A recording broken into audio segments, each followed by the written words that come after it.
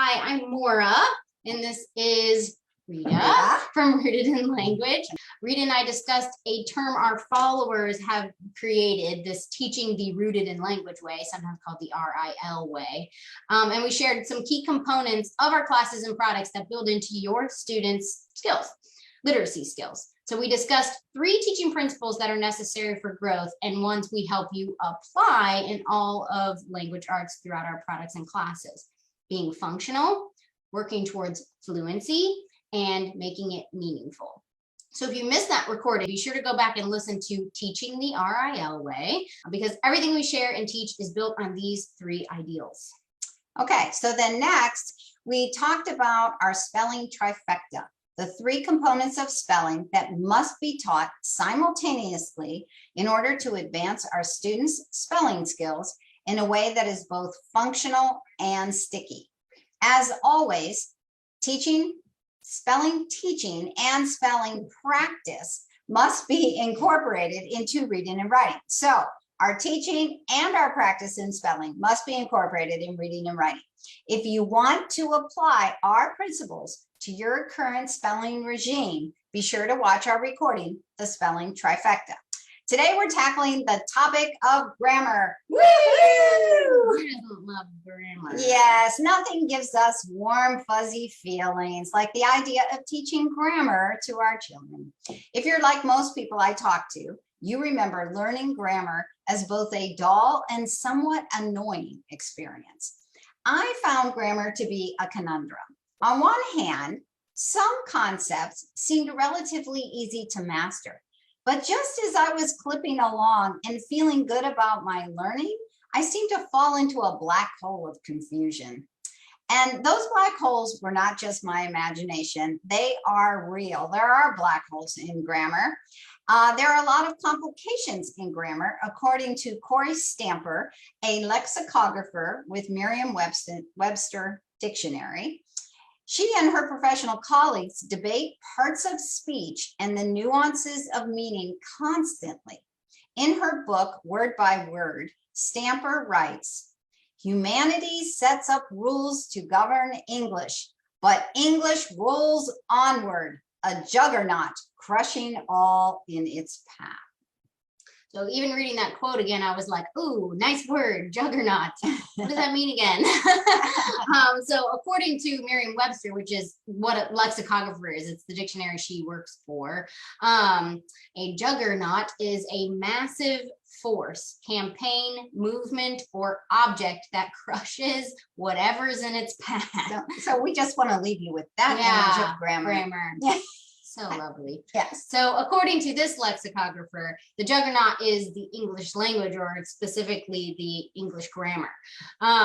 So lest we be overwhelmed and crushed, let's begin by dispelling a few myths about the grammar juggernaut.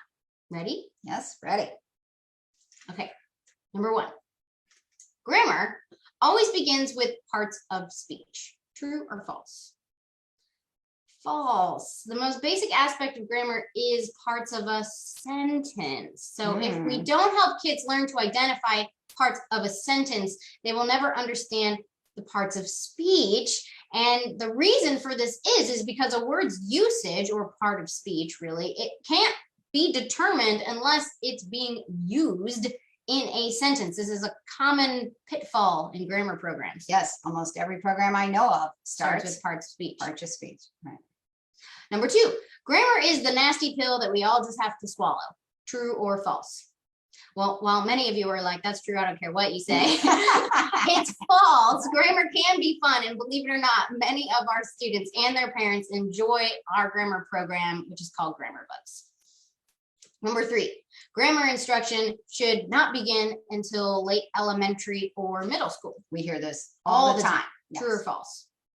This is false. As soon as kids read or write a sentence, which is very early literacy, basic grammar instruction can and should begin. This is another super common pitfall because people have this association with grammar as being super complex. Therefore, our brains can't handle it until more complex, older ages. And then you end up with students who really are struggling with composition skills keeping up with their age and grade level because they never got explicit grammar instruction. And instead, we can make our grammar instruction age and grade appropriate, but don't wait. And part of the literacy process, along Right. with everything else. Right. Number 4, grammar is closely tied to reading comprehension. True or false? This is true. We must understand basic grammar, which is known as syntax, to comprehend not only written language, but also spoken language. So we even need to apply our syntax skills in order to spell. So it really trickles into like every aspect of literacy here. Right, which we pointed out in our free download that came with our Teaching the Rooted in Language Way. So if you can, go and get that free download, and you'll notice how much grammar is a part of all reading and spelling and writing. Yeah. 5, the average person can teach grammar. True or false? We're setting you I up would here. have said, oh, Yeah, but this is true. We don't actually have to be a grammarian to teach grammar. We just need a basic understanding of how sentences work.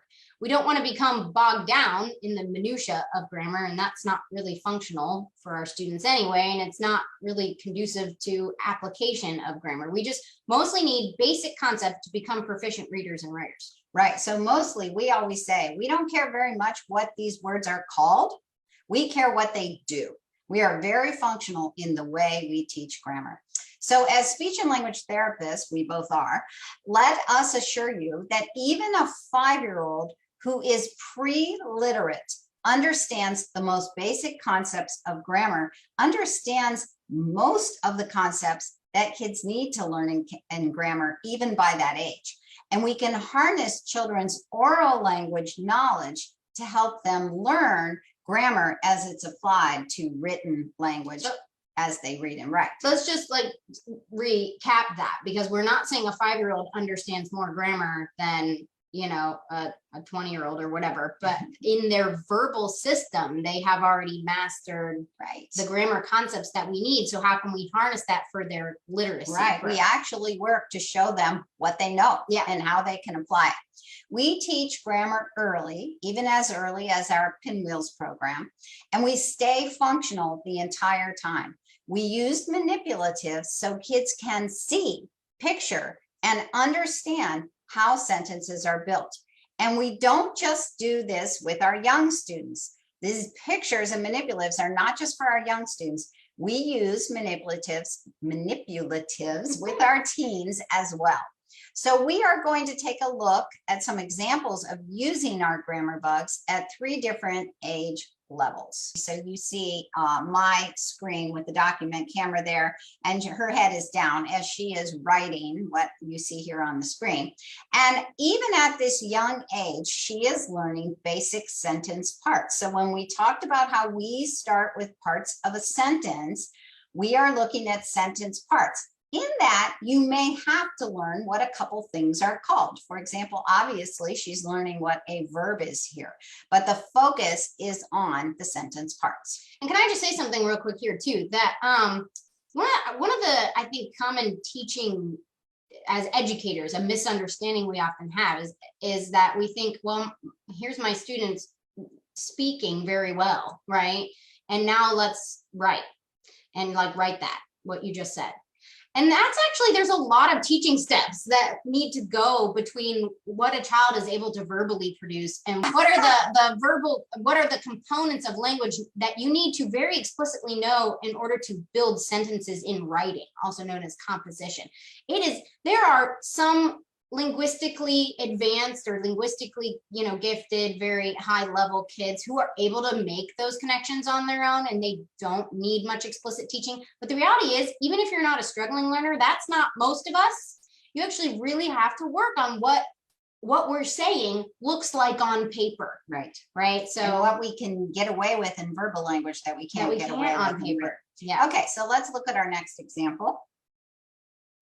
This is an example of an elementary grade student who is working from a picture book that's called, oh, now I forget the name. It's called The Paper-Bag Princess. The Paper-Bag Princess.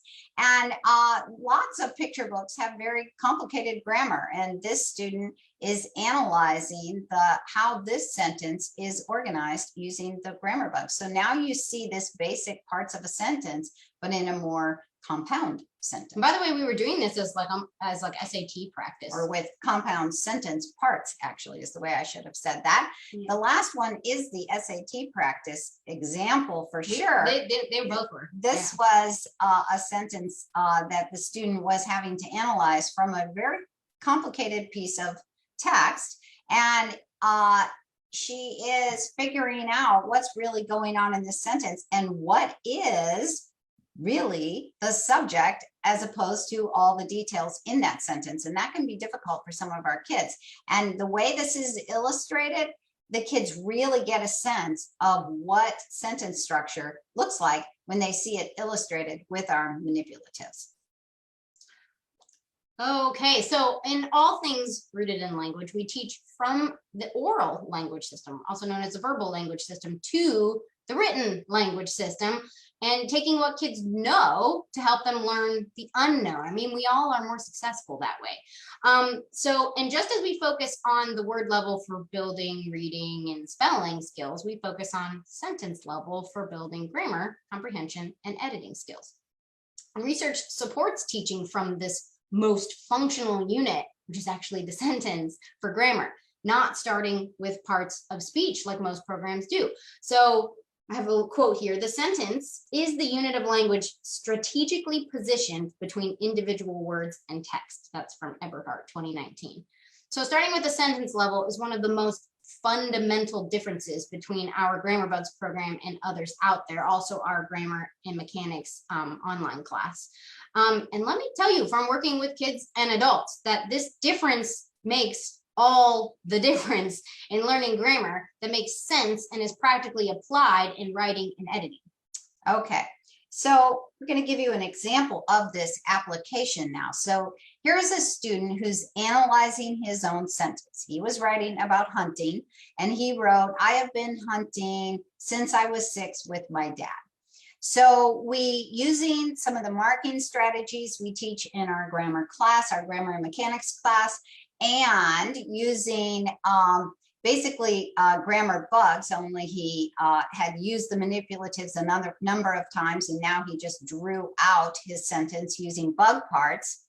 He spontaneously realized that his prepositional phrase, "with my dad," actually was modifying his hunting, not his age of 6 years old. And he spontaneously realized, oh, I actually need to move that. And you see some of our arrows and marking as we discussed this process. And then the student rewrote the sentence, putting the modifying prepositional phrase in the correct place. And this is what happens when we can make grammar visible for kids. They can also begin to see what needs to happen in editing for themselves. Yeah, so people ask, how do you teach kids to be able to self-edit?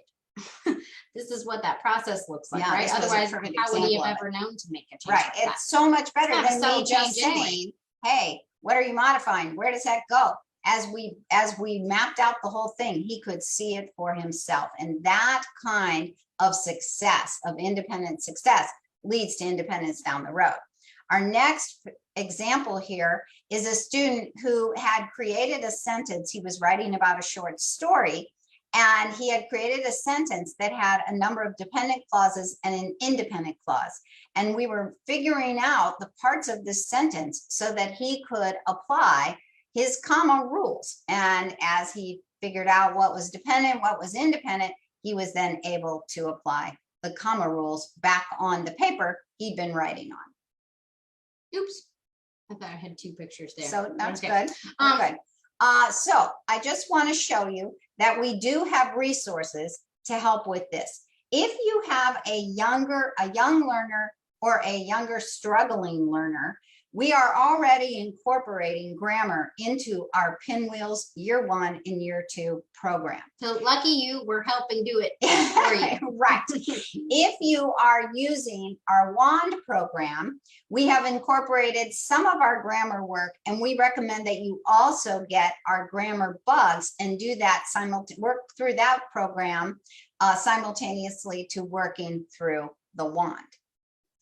And if you have an older learner, both those who struggle and those who don't, because every student out there needs to master a certain level of grammar for using the proper mechanics and to be able to edit their own writing. So again, no matter the age, we always use our Grammar Bugs program, and it can be sold in a bundle. And we just modify down if they're young, and we go as high as kids will go with these bugs. And let me just tell you that parents love these bugs too. They feel like, oh, now I get grammar. This has helped me as an adult. And then we also have 2 classes that build into how you teach grammar and how you help kids use grammar effectively. One is our grammar and mechanics class, and the other is our reading accuracy and comprehension class. Kind of recapping here, teaching grammar the rooted in language way means that you teach grammar in a way that is functional, and we like to say sticky. Grammar bugs are easy to understand and they stick in your head, right? They're easy to imagine and recall and apply so that your reading and writing actually improve. Teach grammar in a way that builds fluencies. Rooted in language strategies are always practiced with a student's, within a student's reading and writing skills, okay? We don't just teach and say, apply. Here's hopefully a few sentences, now go figure it out. Right. Teach grammar in a way that's meaningful. We need to help kids, we help kids use strategies to improve their reading comprehension and editing skills. When we show kids that these strategies work, they're sold, because they're like, I didn't know how to do this. Now someone's teaching me, showing me, right? In a very explicit way. Very explicitly. So we work to that level of success, and that fosters independence, right? We feel we can be independent with something that we've gotten a lot of practice and we kind of now know how to do, right? In reading and writing.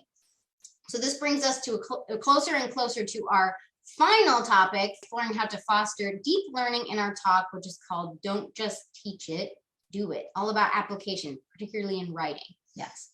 So be sure to follow and like Rooted in Language on Instagram and on Facebook, where we share ideas and we share student work, like the pictures you saw today.